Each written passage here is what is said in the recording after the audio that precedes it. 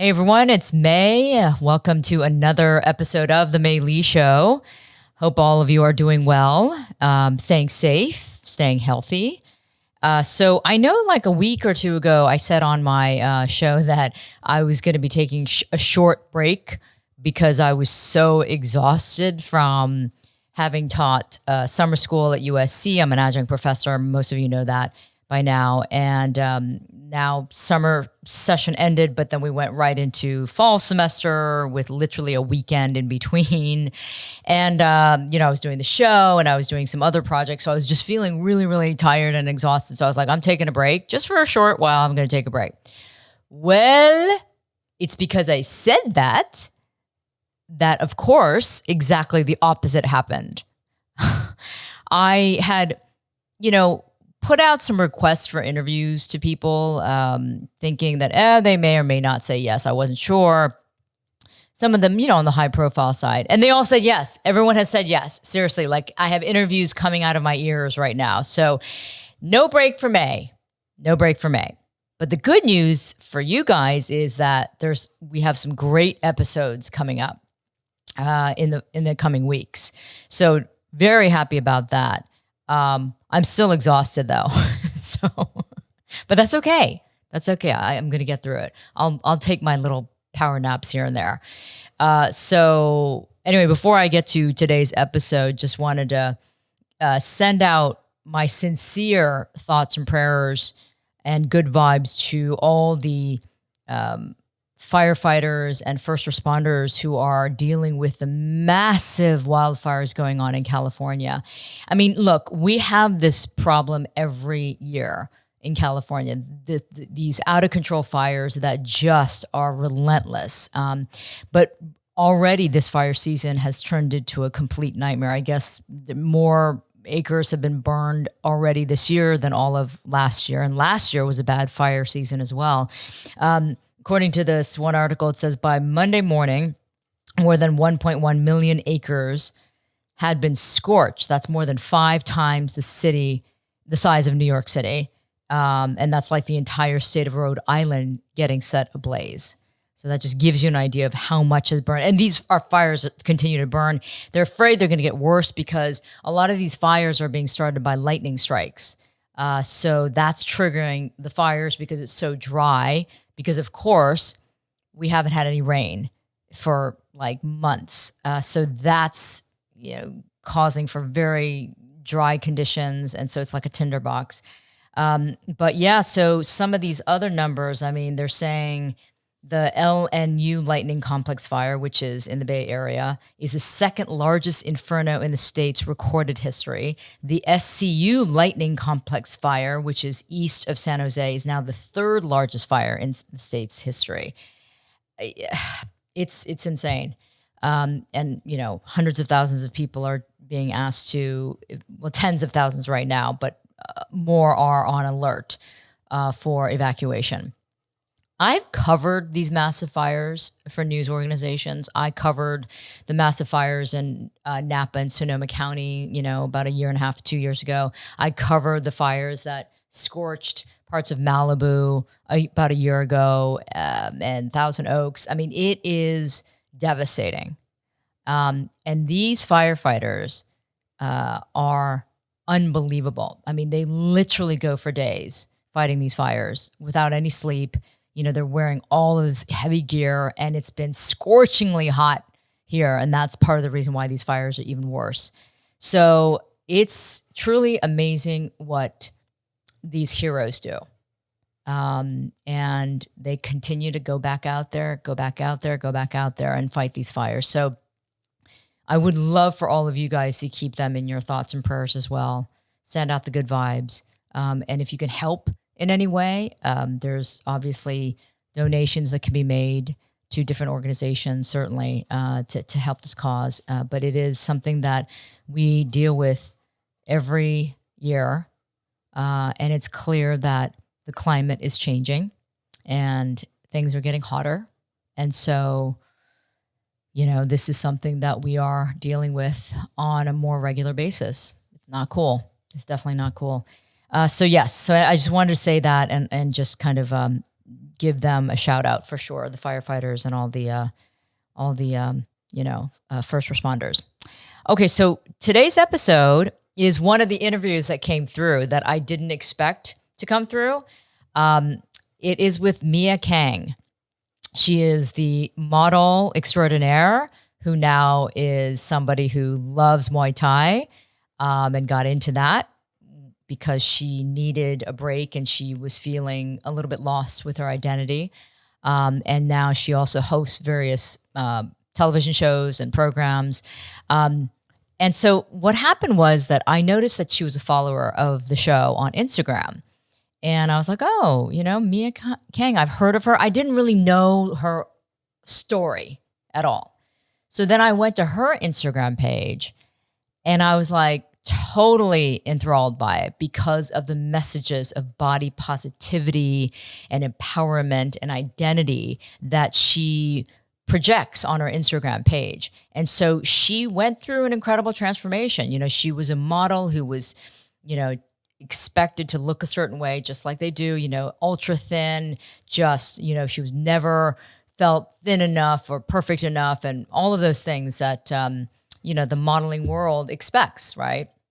To look a certain way. And she really went through some incredible hardship because of that.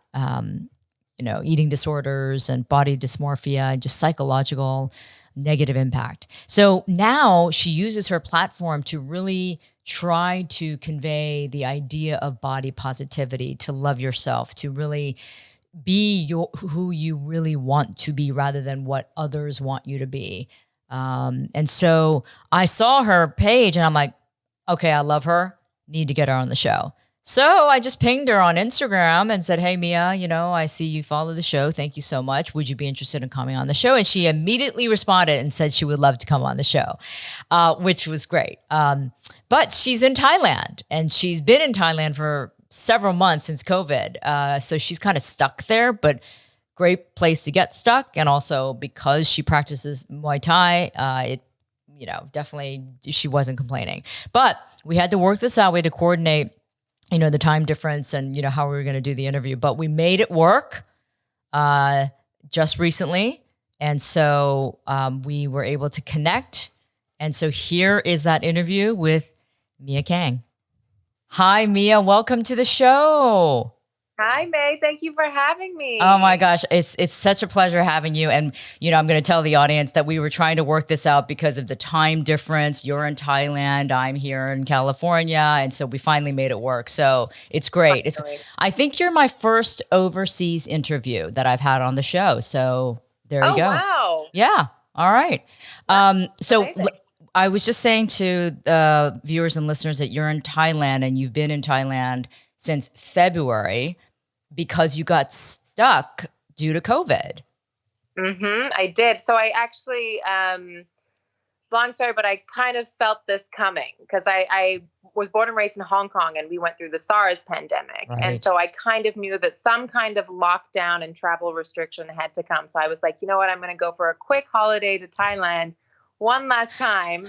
And then actually I ended up getting hospitalized because they thought I had COVID. Oh, no. And by the time I came out of the hospital, the borders were closed and my flight had been canceled. So did you have COVID? I had to improvise. Did you have COVID? I didn't. No, I actually had bronchitis, but they were just being thorough and they kept me in isolation and checked. Well, but I didn't, thank goodness. I was negative. Oh, okay. Okay. But because of that, you then got stuck. So you've been in Thailand since February. Yeah. I mean, not a bad place to be stuck, of course, but. No, not at all. I'm actually pretty thrilled. Yeah. If I'm being really honest. Yeah. I'm pretty thrilled about it. Well, we know that you have a love of Thailand also because that's where you discovered this passion of yours with Muay Thai, which you are still rigorously training and you continue to do the sport okay, let me get this straight. Are you kind of semi-professional now or like where are you in that? No. So I have competed at, a professional level, but I don't do that as my profession, if that makes any sense. Yes, it does. Yeah. It does. Okay. But it is something that you found and discovered and you really credit it as saving your life to a certain extent, or at least saving your sanity at the time. Absolutely. I was in New York and I was modeling. I've been modeling since I was 13 years old. Right. I've been modeling for longer than I haven't been modeling. And I went to New York and I was doing really well. I just landed Sports Illustrated Swimsuit, and I started booking campaigns, and kind of at the peak of my career, I was in my most deepest, darkest, totally consumed by eating disorders.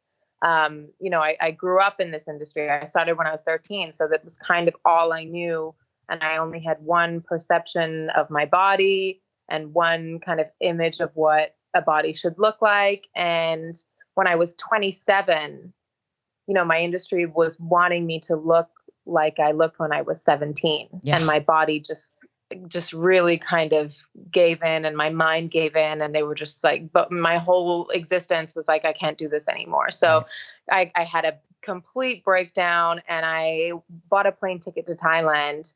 And I asked my agency to give me 10 days. Just give me 10 days, please. I need to just eat and cry and be human for a moment. Right. And one day I drove down the road, and I drove past a little Muay Thai gym on the side of the road, and I pulled my car over and I was like, hey, can I try? And then I came back every day, and then I started coming back twice a day. And then it turned into about 9 months of me. I moved into the gym, and I started training there. I started to learn how to eat meals. I started to learn, kind of what my body was capable of, and that I could do things like a push-up or run a mile and little things like that kind of really opened the door for me to begin respecting my body, really.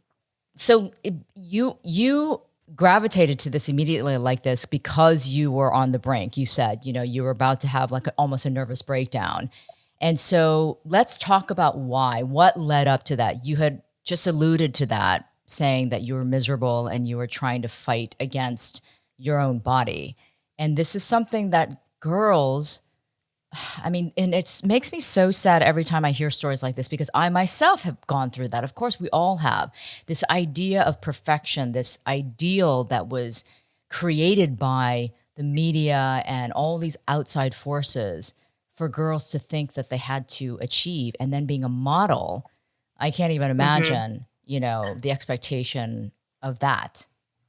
If I'm being really honest with myself, I think it started in my childhood. I grew up with a very attractive Korean mother who was slim and gorgeous and, perfect. And I grew up in Hong Kong in Asia, where the beauty standard, I think, it's a lot more narrow-minded. It's a lot more of just a one-track idea. I think there's a lot more pressure because it's really only one idea of beauty, and you only see one image of beauty, generally speaking, in Asia. That's true. And I was different, and I was mixed, and I was bigger built, and I was taller. And I think from being a child, I felt different, and I didn't respect my body because why am I different? And I started to blame myself.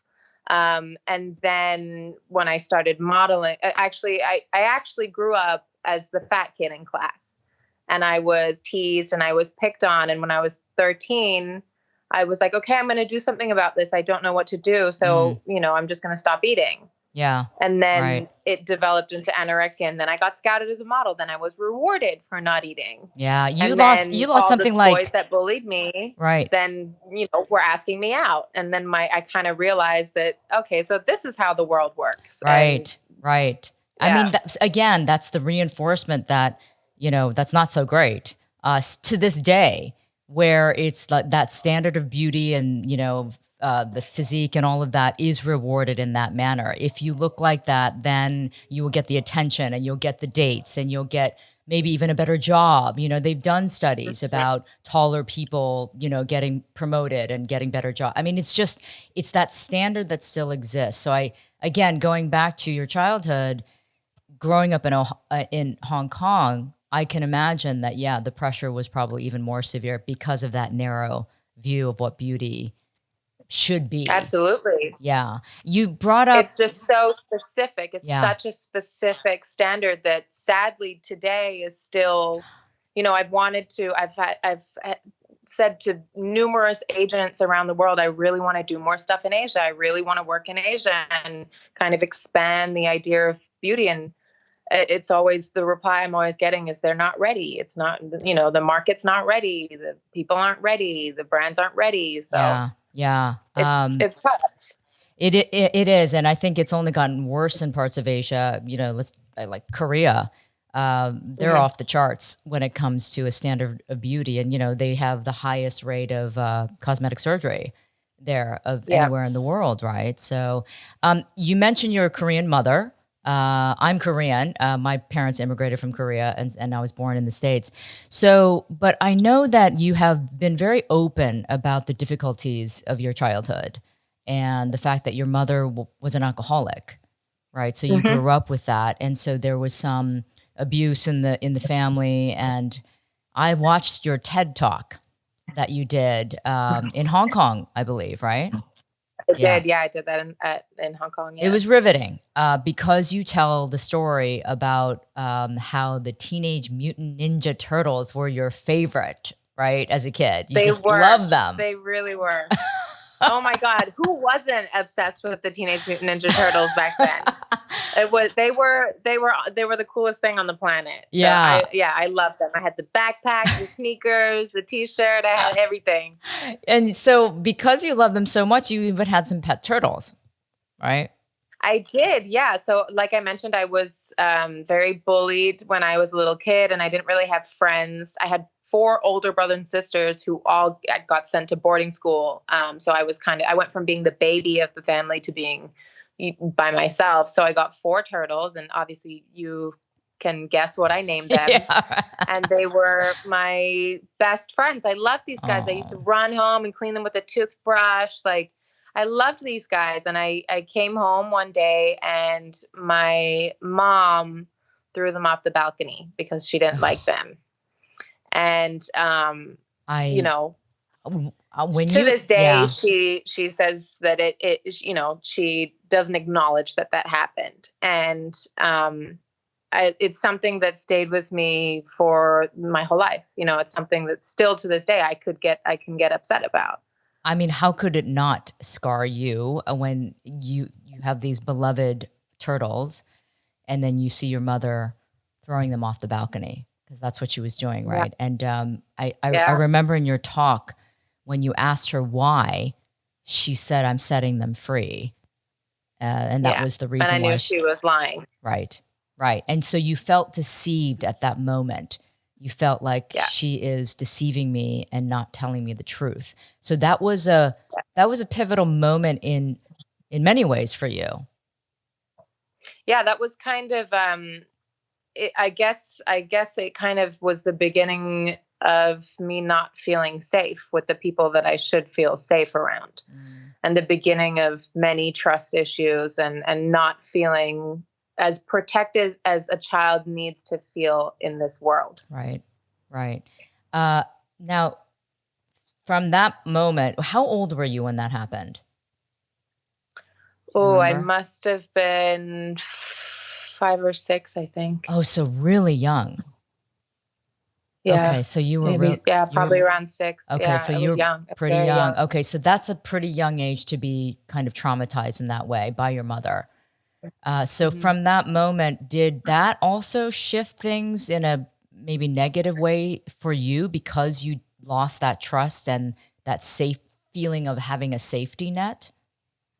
Absolutely. I think that I still struggle with issues. I mean, I struggle with anxiety today, and I think it's still from not feeling safe in this world. I think it's still not, that kind of betrayal from the people that are supposed to be your protectors and your pillars in life, of having that, having them, having cracks in those pillars. You carry that with you for a really long time. Right.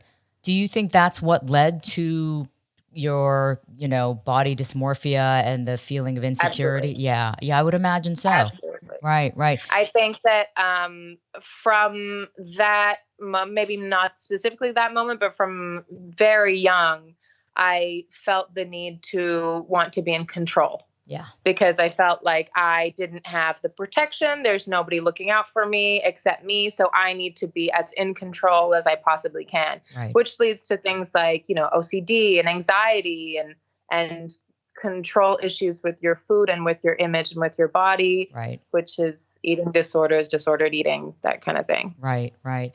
What I didn't find much of, and I wanted to ask you about this. You do talk about your mother and the issues that you had in your past. Where was your father in all of this? Because I don't really hear anything. My father, he traveled a lot when I was a kid. Okay. He was away. I have very few memories of him being in the house and kind of living that daily life with him. But yeah, he was working and he was traveling, and he was a very authoritative figure in the household. He wasn't a friend or someone that I kind of confided in or bonded with. It was very much like when he was home, I was on my best behavior and you know, and I also felt like he had no idea of what was going on when he was away. So I kind of resented him a little bit too. Yeah. I was kind of distant with him. Okay. So when you were going through some of these issues with your body and your, the bulimia and the anorexia, not eating, was anyone taking notice or were you hiding it? I mean, how was that? How were you doing that? Well, a couple things. So I never looked like the most extreme case of an eating disorder. So if you Googled anorexia, that image that comes up, I never looked like that. Mm-hmm. And a huge problem with eating disorders is people think that's when you have a problem. Yeah. When the image matches the perception of what it is, that's when alarm bells go off and that person probably needs some help. When eating disorders exist in any body form and shape. And people think that it's a physical disorder when it's a mental disorder. Yep. And the other thing is I lived in Asia. People are very thin. The average person, I flew under the radar. I completely flew under the radar. And I was also really rewarded for my self-discipline and my self-control that I had. And because I was overweight, everybody thought, well, this is much better than that. So when really they had no idea what was going on mentally, emotionally. Right. And you're right, because again, I lived in Asia for 14 years as a journalist in Japan and Hong Kong, Singapore, and then of course traveled around. And I always saw that it's like the reverence towards women who were stick thin, who didn't eat anything, or they would eat like a bird, and everybody would admire that, right? And I remember in Japan, I discovered that bulimia, going to throw up after a woman ate was a thing. And we would walk into women's restrooms and you could smell the vomit because that was just commonplace. Wow. Yeah. And I just was like, what the hell is going on? And someone finally explained it to me. And they said, oh, that's just commonplace. And I just remember, because I came from a culture of girls throwing up, because bulimia was kind of happening, in the United States, of course. But I didn't know at that level. I mean, in Japan, it was like a high commonplace almost every day. Like, oh yeah, that's what she does that. Wow, I didn't know that. Yeah. At least when I was there, at least when I was living there in the 90s, that's what was going on. And we would then just almost treat it as, oh, are you going to the restroom? Well, hold your nose because I'm sure you're going to smell vomit. I mean, it was shocking. Like now when I'm telling you, I actually haven't thought about this for a long time. But now that I'm talking about it again, I'm like, oh my God, that is so effed up. How was that normalized? It was totally normalized. Yeah. So again, I will say I modeled in Japan for a little while when I was 17, 18. Yeah. And it was one of the strictest markets. Like they would tell us, the second that you land, when you get off the plane, you're going to be put on a scale. And if you're over 50, 51, 52 kilos, you're sent back home. Like it was one of the most strict in terms of size. Wow. And I guess it's the standard of beauty there, or it was at least. I think maybe it's shifting, but I think there still is that level in Asia because, again, the typical Asian woman, as we know, they're usually on the thinner side. They're slight, they're petite and all of that. So they're always going to want that, I guess, image. But yeah, so growing up in that environment, I can imagine that would have affected you tremendously. So let's then talk about the fact that obviously you went into modeling. You were highly successful because you were in Sports Illustrated. I mean, that's like the coveted, gig to get as a model. But you were not. I mean, you felt like you were. It's, when I was reading some things about you, I felt like, God, it sounds like she was literally trying to live in a body that was not hers. And her own body, her real body was trying to get out, but you kept on squeezing that body back into. That's exactly how it felt. Yeah. That's exactly how it felt. And I felt like as I, developed into a woman and the older I got, the harder it became. And to be honest, complete exhaustion. Yeah.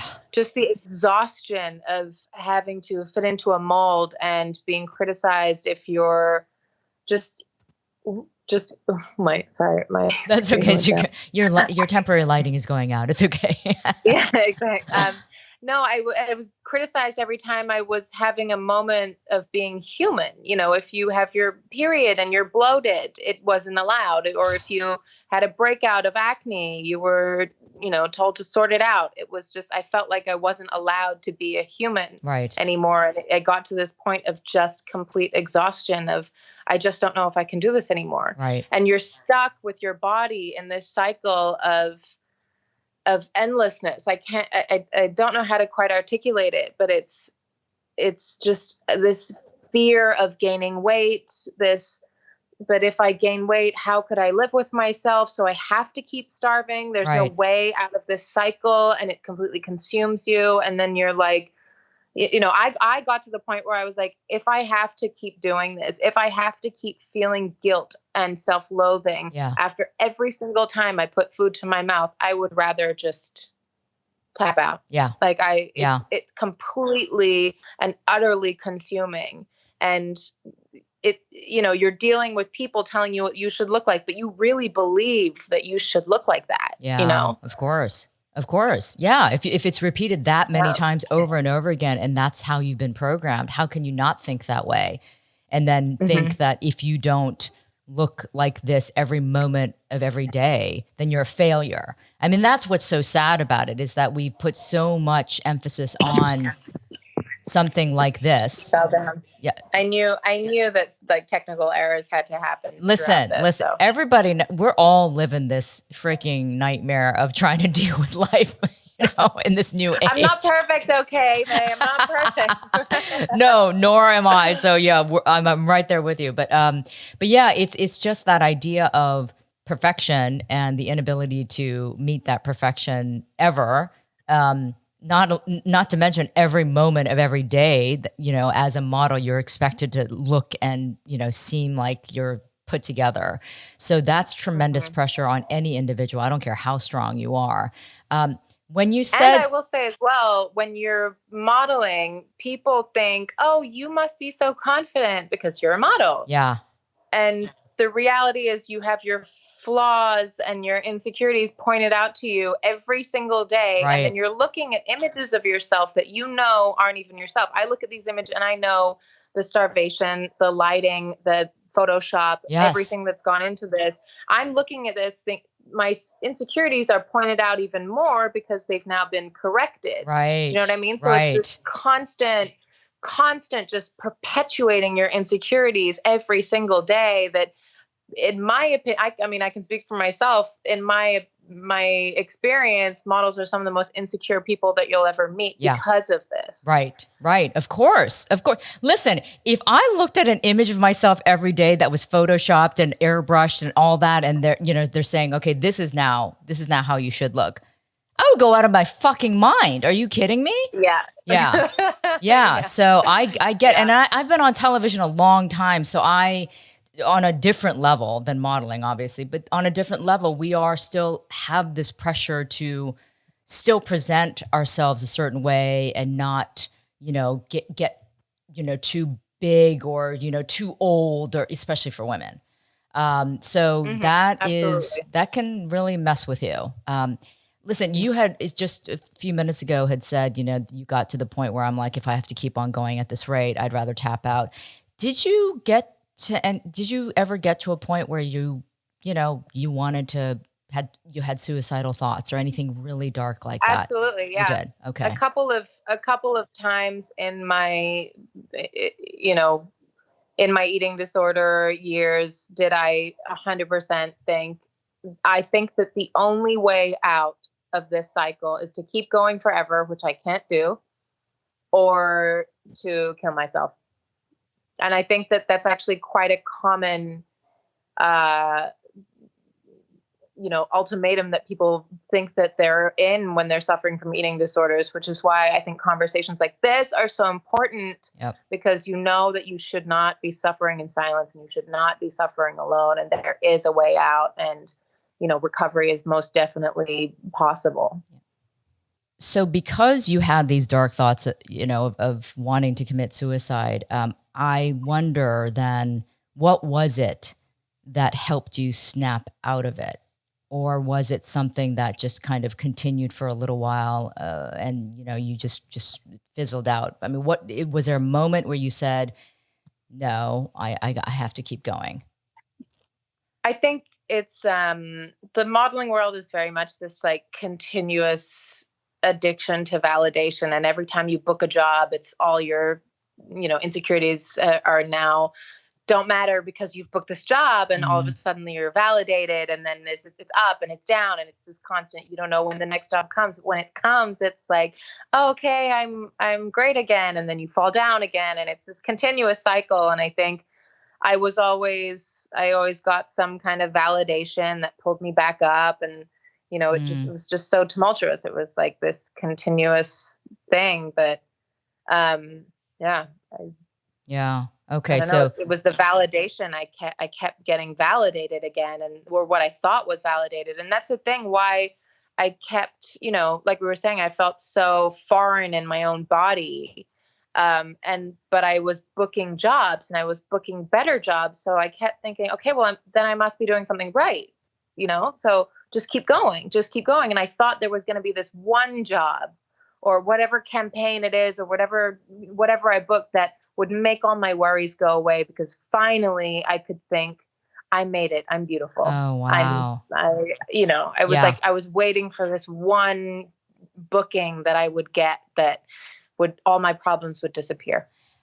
That is so, so interesting, Mia, because I think in life in general, a lot of people, a lot of us have thought that way. It's like, oh, if I get that job, I'm going to be happy. Or if I find Yeah. that man or that woman, I'm going to be happy. Or if I have a baby, I'm going to be, it's always like this, Or if I have $1 million in my right? It's always account, this then I'm going to conditional. be happy. Yeah. This conditional happiness where when we finally do some self assessment and self reflection, we realize, no, actually, I have to do the work in me to find that joy, right? It's not going to be something or somebody or some Hmm. gig that's going to bring me Hmm. that happiness. Or So, losing that 10 pounds, or right, whatever you think is going to bring you happiness. It right. really does. As corny as it sounds, it comes from within. Yeah. And it's true. It does sound corny, but it is absolutely the truth. So Hmm. it came from within for you once you got out of that vicious cycle and obviously started doing Muay Thai and building that self confidence. Is that how you finally got to a place where you're more comfortable? Let's be honest. And I know you've said this in interviews in the past. And tell me now, it's still a work in progress for you, isn't it? I mean, Absolutely. it's not like all of a I sudden you're think, like, I'm good, you know? no, no, no, no, never. And I don't think that I'll ever be good, if I'm being honest with myself. I Yeah. think that my brain was programmed in such a way for so long that every day I have to make a conscious decision to choose happiness over validation. Yeah. So I think that, and I've come to terms with that. I'm totally okay with that, because I think that's the case for most people in some kind of way or form. It may not be eating disorders, but people need to wake up every day and choose happiness, and choose, to love themselves. But yeah, I think going to Thailand, I really went as far away from Manhattan as I could possibly get. Right. And going to an island in Thailand and living in this gym and, just not having material possessions. I literally had 2 pairs of shorts, a sports bra, and a bikini, a pair of flip-flops. That was it. Like, That's that was great. I didn't care about anything. I didn't wear makeup. Nobody cared about if I was a model or how I looked. And I really just started to get in touch with who is Mia? Who am I? What is the woman that I want to be? Who am I? And I've always wanted to be a strong and intelligent woman that wasn't affected by these kind of things. And I kind of had this moment of like, how did I get here? Yeah. How did I lose that track of like, when I was a kid, I used to run home every day and watch Star TV in Hong Kong, and Oprah Winfrey had her show on at like 3 or 3:30 p.m. every day. And I'd run home and watch her. And I was like, wow, I want to be like strong and smart like this one day. And then I kind of got to that point where I was like, how did I lost myself. I lost myself and I lost the path of like the woman that I want to be. Yeah. So let's start building that back up again. And let's start, respecting myself again. Yeah. And I kind of started from there. I kind of had to let everything go in order to like rebuild back up. Yeah. I think it was a stripping away of all of those layers that were consuming you. Right. And almost drowning you out. So that person that you wanted to be was always there for you. You just had to find her, rediscover her. Find her again. Yeah. Yeah. Yeah. So how are you now then? I mean, tell me like how you feel about yourself, because your Instagram account, you're always posting these ideas and messages of body positivity.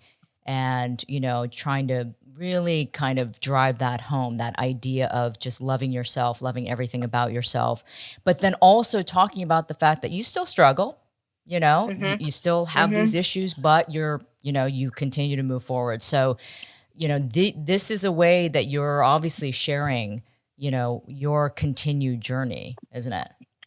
Well, something that I wish I had when I was a younger, more impressionable, more insecure woman was someone else who was honest about these things. And I kind of realized with my social media, I remember the first time I really kind of posted about it and put 2 images of me side by side and really, really told my story and the details of it. The response that I got from women was like unbelievable. And it's something that I realized that I can't take back all the years that I lost consuming myself in my eating disorders, but I can help people get out of theirs. Yeah. So I'm absolutely still recovering. And I have moments where I, have these thoughts again and relapses. And every time I have that, I tell myself to write it down on Instagram.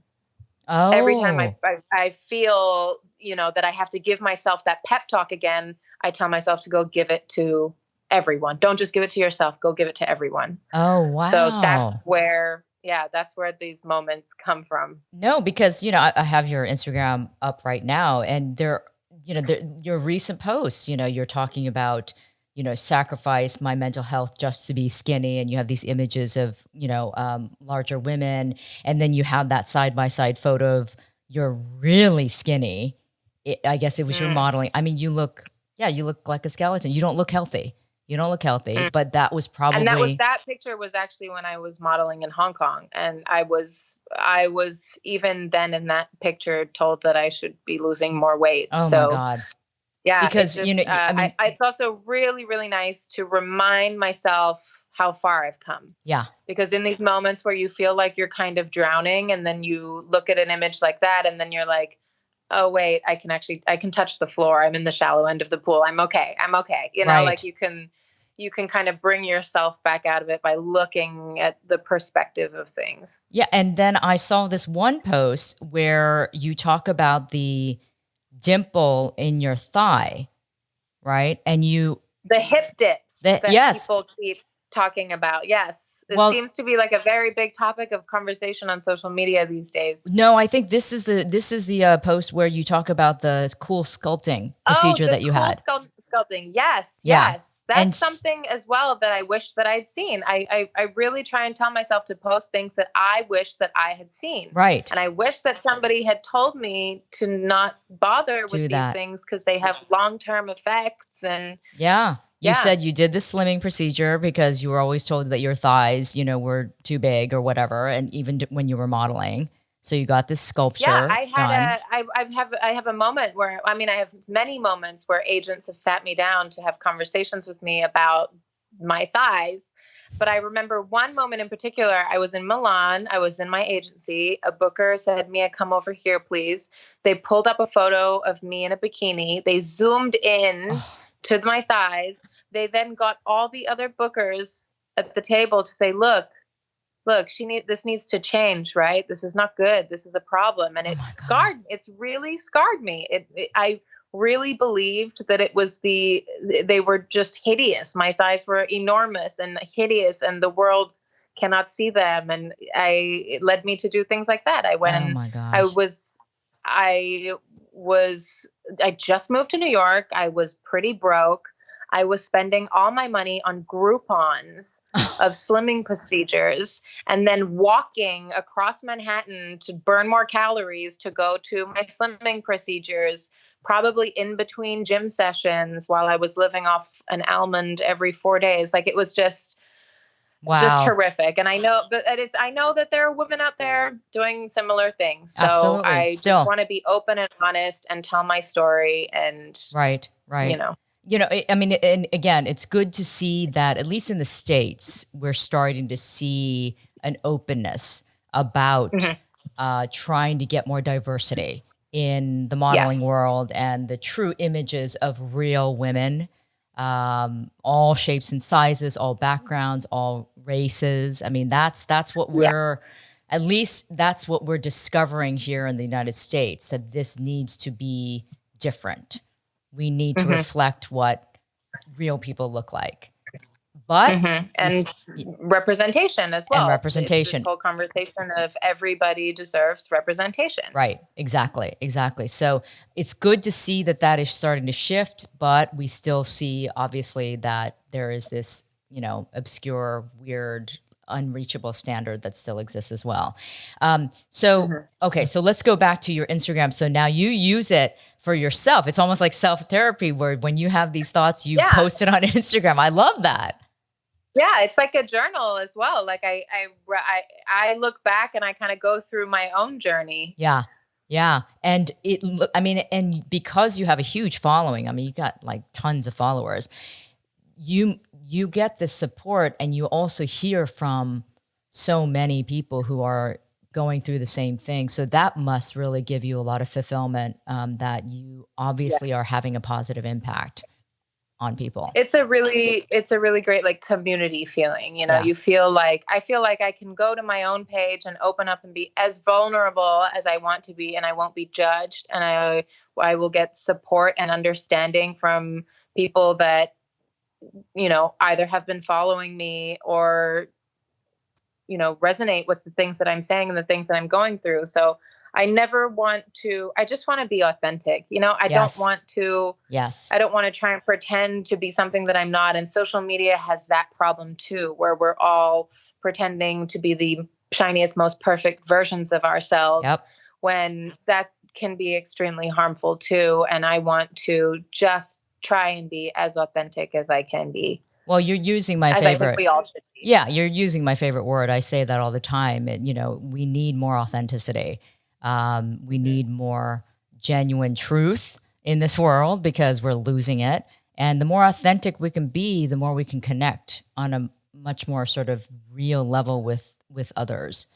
Because this world has become so 100%. superficial and artificial in terms of social media, trying to project this perfect image that does not exist.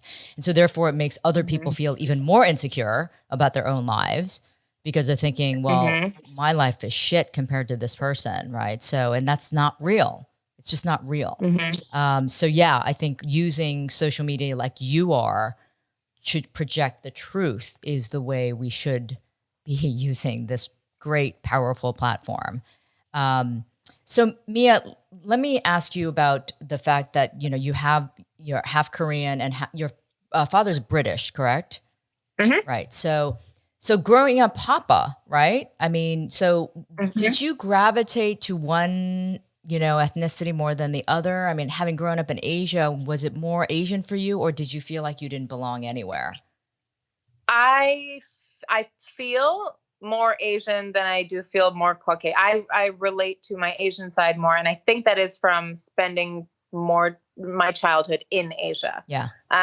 But I had a very confusing childhood because I was a third culture kid. I grew up in a place that was different from the ethnicities of both of my parents. Right. So it was again this feeling of feeling like a foreigner everywhere I go. So, I felt like in Hong Kong, I knew I was from Hong Kong. Still today, when people say, "Where are you from?" I say I'm from Hong Kong, but Hong Kong people don't think I'm from Hong Kong. Do you know what I mean? Yes. And Korean people don't think that I'm from Korea, Right. and British people don't think that I'm British. So I kind of felt like I didn't have a place in this world. And as a kid, that's a really confusing thing, especially when you're in school and there's like, I remember we had like the day where you come in wearing the clothes of your national thing. And I was like, what do I wear, Mom? Like, yeah. Where do I come from? What do I do? Or like, everybody cheers for a sports country. Yes. I didn't know which country to cheer for. Right. Little things like that made me feel like, where do I belong? Right. Until I was older and kind of realized that you don't really need, I think you don't really need that one place that you think that you're from. Home is where the heart is. You can kind of make your home to be anywhere. Right. That's what I think. Right. So, right. Yeah, it was really tough, but I felt like I was more Asian, but I didn't fit in with the Asian kids in my class so much. And I also didn't fit in with the Caucasian kids in my class so much. So I really kind of felt like, but I'm both, but I'm none. Right. What's going on? Yeah. Yeah. You were kind of like a transient, person who just didn't have a home, or a base or whatever. And that's tough on a kid for sure. Listen, I'm fully Korean, but born and raised in the States. And I still didn't feel like I was part of anything because I grew up in Ohio and, wanted to be white, but I wasn't. And I had no idea. So there's always that identity crisis that I think those of us who have grown up different have gone through. And that certainly has an impact. So I know that you also have been speaking out about what's going on because of COVID and all the racism and xenophobia, as have I, obviously. I've been obviously, yes. really vocal about that. And it continues, unfortunately. But I love this post that you put up not too long ago. This may have been like a week ago, where you put up all these images on Instagram about the terrible things, the slanderous things and racist comments that people have been making. And you said, I'm going to read this. You said, if you think there isn't an issue of anti-Asian sentiment since this pandemic started, you need to wake up. Not all Asians are Chinese. Not all Asians have COVID-19. It is not called the China virus. Not all Asians eat bats and dogs. Not all Asians have accents. And even if they do, stop mocking them. Asians aren't just the people who do your nails or your laundry. Stop fetishizing Asian women. Stop saying ling ling, ching chong, and chink.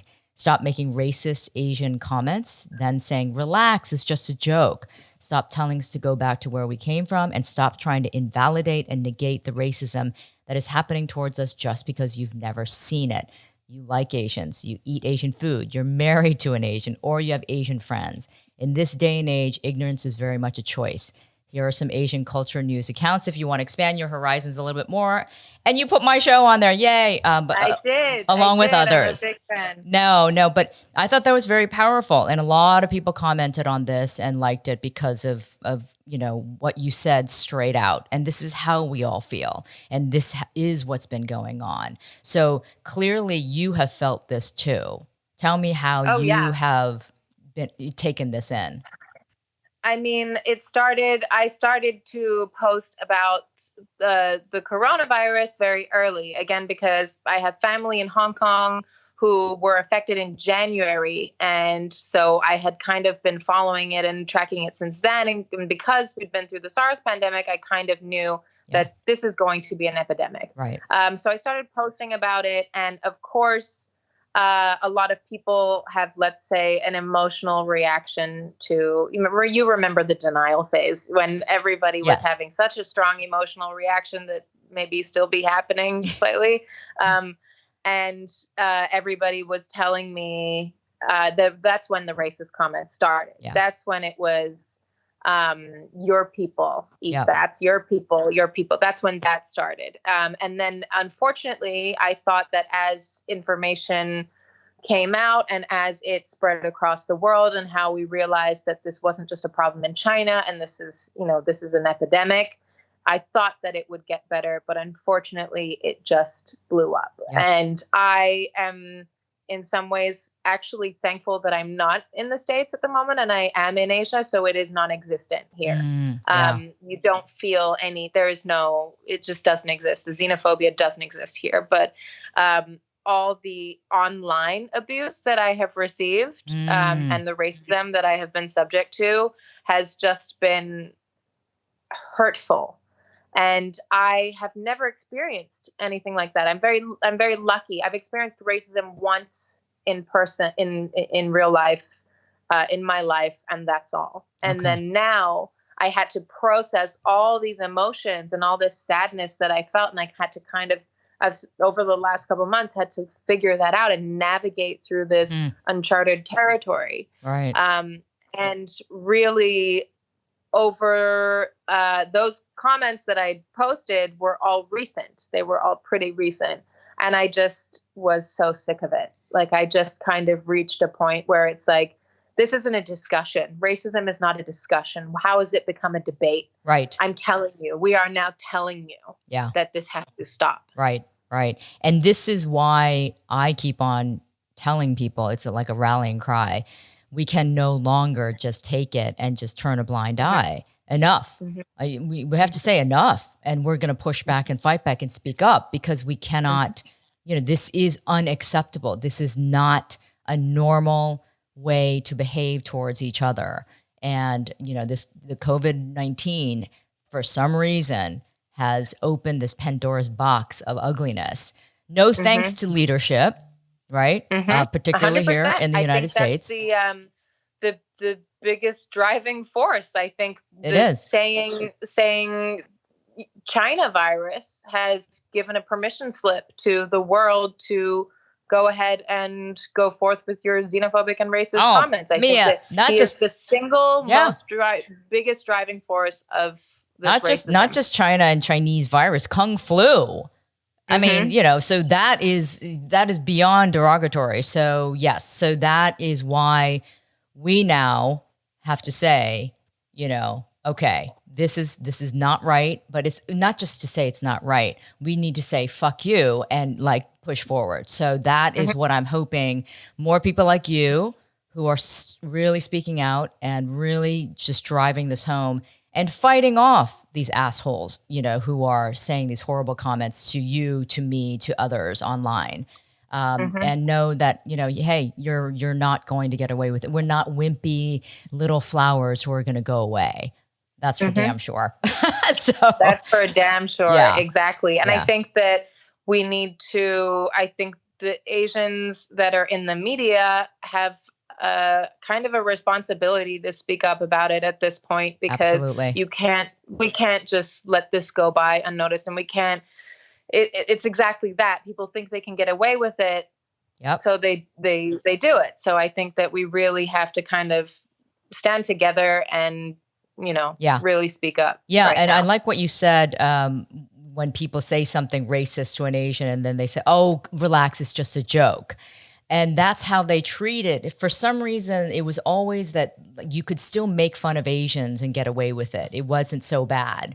And you can do it publicly, whereas maybe other racial groups and ethnic groups, you couldn't anymore because it was really taboo. But for some reason, with Asians, you can still say this stuff in public or at the Oscars or even bigger, platforms. But now I think because of all of this, perhaps the silver lining is that no, you cannot say this and you get away with it anymore. So that in some weird way, COVID-19 has made positive changes for the Asian community to finally say, no, we've taken it long enough. No, now you can't do this. We're not gonna. 100%. Yeah. So that's kind of an interesting silver twist. lining to this situation. I do think that is a silver lining, and it's galvanized, us as a community to finally like rise up. So it's a movement. That is something that I will say that I've never felt more. Although it's online, I've never felt more connected to the Asian community than ever before. So that also is a silver lining. No, me too. It's a strange thing to say, but in that sense, social media is so powerful because it allows you to connect to people that you never would have been able to before. And they're able to connect to somebody that they relate to and have found, some voice and support. Exactly. And that is the beauty. That's where social media can be so powerful in such a positive way. So I'm so glad that you're using it the way you are. All right. So let's talk about your book that's coming out. Yay. So I have a book coming out. Yes. It's called Knockout. It is actually a memoir. It's the story of my life thus far and kind of how I got to where I am today. And I really just open up about everything from, it's from my childhood traumas and abuse and, going through the development of my eating disorders, all my abusive relationships, the evolution of my eating disorders, my depression, my anxiety that goes through my first panic attack in detail, ultimately to, finding Muay Thai and my journey of finding self-respect and beginning my journey of recovery. Yeah. And I've been writing this book for, I think it must be now it's 2 years that I've been writing it. And it really tough to relive all your traumas over and over and over again in such detail, to be able to put it onto paper. It was a lot of work, not only, emotional work as well. But I hope that it's just telling my story and being as authentic and open and honest as I can. And I hope that people can read it and relate and know that you have support. You're not alone. Yeah. And, things will be okay. It must have been pretty cathartic for you though, to kind of get it all out. It was like therapy. Honestly, it was really tough at times. And there were times where I had to step away from it for a while and come back to it. But yeah, ultimately it's incredibly therapeutic. It's really weird, but I have the second that I submitted the final draft that it was going into that's it. It's final. You can't make any other changes anymore. I had this insane anxiety because I think it's because of like social media and this cancel culture thing. It was like, what if I've said something that in 5 years I may want to change? You know what I mean? It was like this, I don't know, there was this permanence to it that made me scared. But it was like therapy going through that, because I was like, this is my story. Right. This is who I am. Accept it.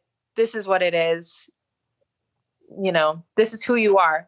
Writing the book, did anything surprise you yourself about your story? I mean, because it is, look, I've written a book too. So it's an interesting process when you start going back into your history and you're like, oh my God, I forgot about that. Or really, did I really do that? I mean, that kind of thing. Was there anything about yourself when you were writing this book that you have had like a self-actualization moment or an aha moment, as Oprah likes to say?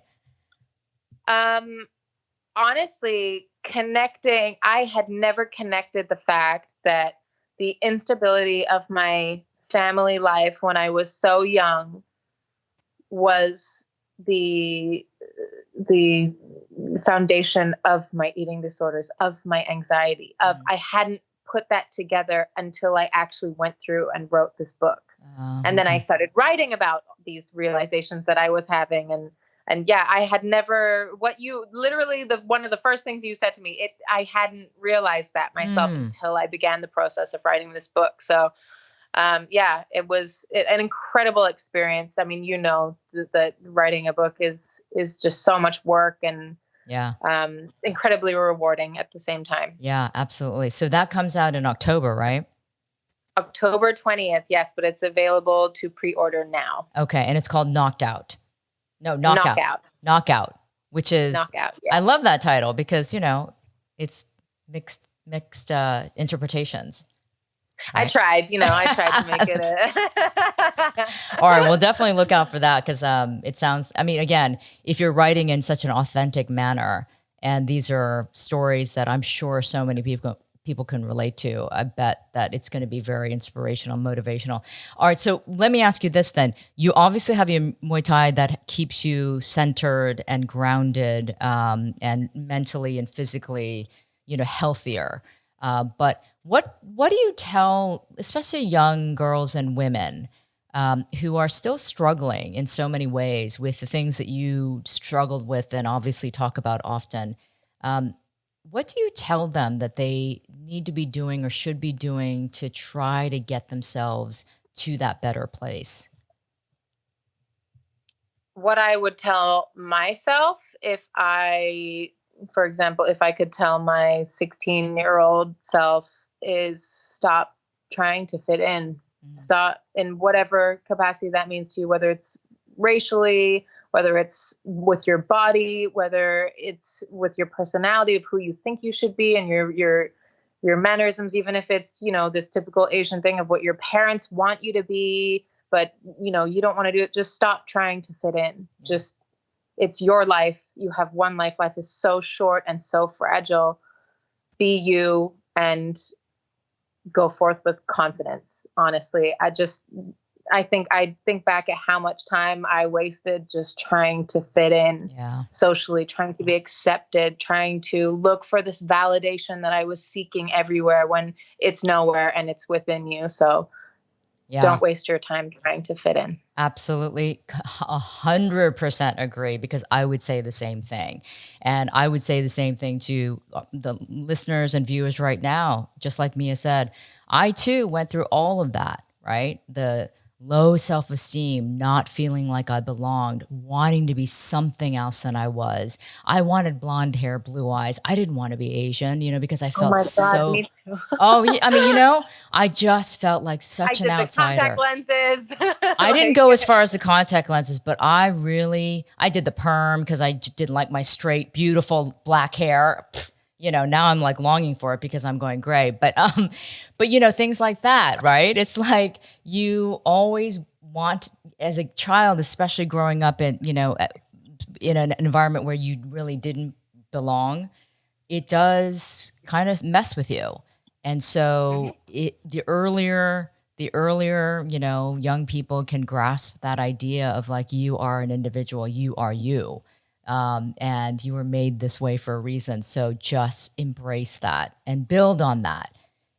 Easier said than done, of course. We all have to go through some lessons in life, which I still am learning about myself, but it is that realization of knowing that, no, this is who I am, not who anybody else wants me to be. I think we're going to continuously be put in situations where, we need to have self-confidence and and it's more about the younger you are, I feel like you can equip yourself with the tools to be able to deal with that, because we will forever need to deal with that. We're evolving humans. There's no moment where you're going to reach that you're like, everything's good, I'm happy, and just I'll never have problems again. Do you know what I mean? Of course. I think people think that there's a moment of recovery, or there's a moment where you're happy, but it's a continuous journey, and you just need to try and equip yourself with as many tools as you can to be able to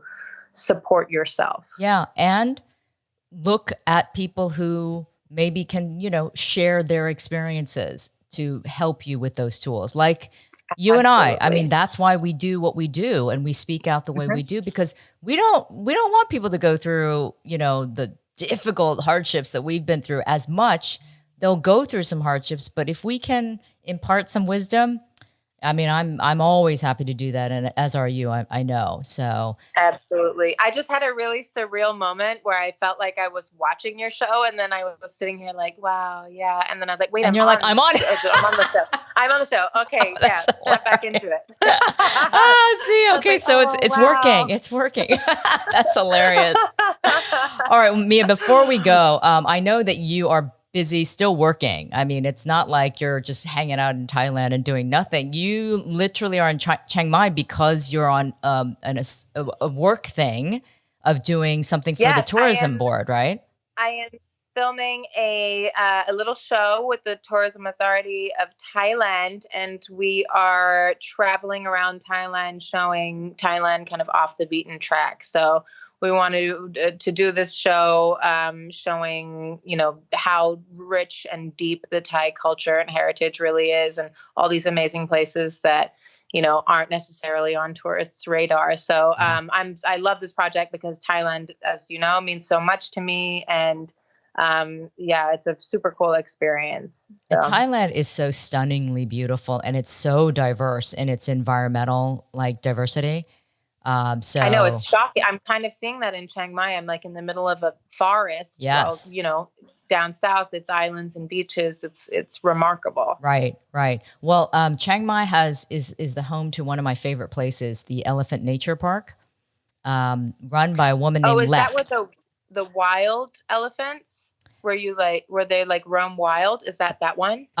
They're not wild because these are all rescued elephants by this woman named Lek, and she is a little. Oh, yes. Do you know that? Oh my gosh, May. I Yeah. do. And she runs various sanctuaries, Yes. which actually one of them I support. I support the Samoy Elephant Sanctuary, and she is the lady that started all of this. That's So Lek. yes, what she She's does is incredible. She amazing. buys elephants from tourist elephant working elephants. Working I elephants. think is Yeah. the correct term. Yes. And she gives them a work-free life in the sanctuary, which is I've been incredible. to it. Honestly, if anyone ever goes to Thailand, make sure you visit You have to. sanctuaries, not tourist attractions for elephants. No, never do an elephant ride, please, because they are abused, they're broken, they are stripped away from their mothers when they're babies, and it's horrific. It's like it makes my blood boil when I think about it. But what the work that Lek does and has done for decades now is truly phenomenal. I did a story on her years ago, and I went to the nature park and I stayed a weekend there and worked because I wanted to get the idea of like what volunteers do. Because what you can do is you go volunteer and work at the reserve, and you're like there with the elephants. You wash them in the river, you feed them. I mean, it's such a life altering experience. And she is a saint. She's absolute saint. Love her. Wow, that's amazing. I love that you know her and you're familiar with this. Yeah, what she does is amazing. Thailand needs it, and I think she does phenomenal work. She does phenomenal work, and she sacrificed a lot, and she continues to do so. So yeah, so whenever I hear Chiang Mai, I think of her because her big reserve is up there. But yeah, you said she has the thing in Koh Samui as well. Yeah, I believe she's got Phuket, Samoy. She's now opened up a couple of sanctuaries around Thailand, which is just so great. Great because it also gives tourists more options. So go to the sanctuaries. Only go to the sanctuaries. Do not go and watch an elephant paint because you don't want to know how they train those elephants to do that. It's awful. It's really awful. And I think when you spend time with an elephant, that you realize they are, first of all, their memories are insane, and they carry trauma with them for the rest of their lives. So when their babies are stripped from them and things like that, the sadness is carried with them through their whole lives. Okay, it's unbelievable. I'm starting to cry right now. I get very emotional when I speak about animals and conservation and environment. It's a very, very something that I care about very deeply. But yes, elephants. I just went on safari last year, so I saw real elephants in the wild, and you see the connection they have to each other and the protection. And it's a very matriarchal society, right? It's just the mothers and the aunties who take care of the herd. And it's really amazing when you see how they behave. They are better than humans. I mean, it's really a beautiful thing. So yeah. So, whatever you can do to support this kind of these kinds of causes, I mean, I'm all for. And if you happen to go, I'm a huge supporter. If you happen to go see Lek, say hello. It's sad as well during COVID-19 because these elephant sanctuaries don't have any visitors, volunteers, or tourists. So they've been suffering a lot, and these elephants cost a lot to feed per day. I've seen it firsthand. I've been posting about it and trying to get donation money as well for them, especially as Thailand's border is closed and probably will stay closed for, I don't even know. So these sanctuaries do need support. They really do. I'm so glad this came up because you know what? I'm going to post something about the sanctuary and trying to get people to maybe donate because I really think the work that they do is so incredible. And if they could see firsthand the sacrifices people are making to help these animals, it will melt your heart. So I'm glad. I'm going to post something. Yay. Okay, good. Yes, good. Oh my gosh. Okay, well listen, Mia, I am so glad I got you on the show. This was fantastic as I knew it would be. And I love the fact. Conversations like this give me life. They really give me life. So thank you so much for having me. Thank you also for all the work that you do. I genuinely love your show. I'm a fan. I think you're doing amazing things for the Asian community.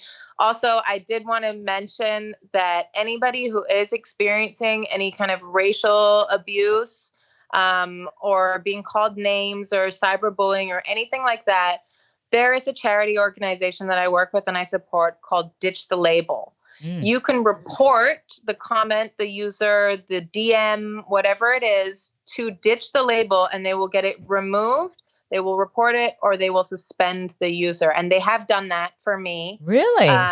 Yes. So now you do not need to tolerate racial abuse anymore. You can report it to Ditch the Label. They are amazing. I am a longtime fan and supporter of this charity.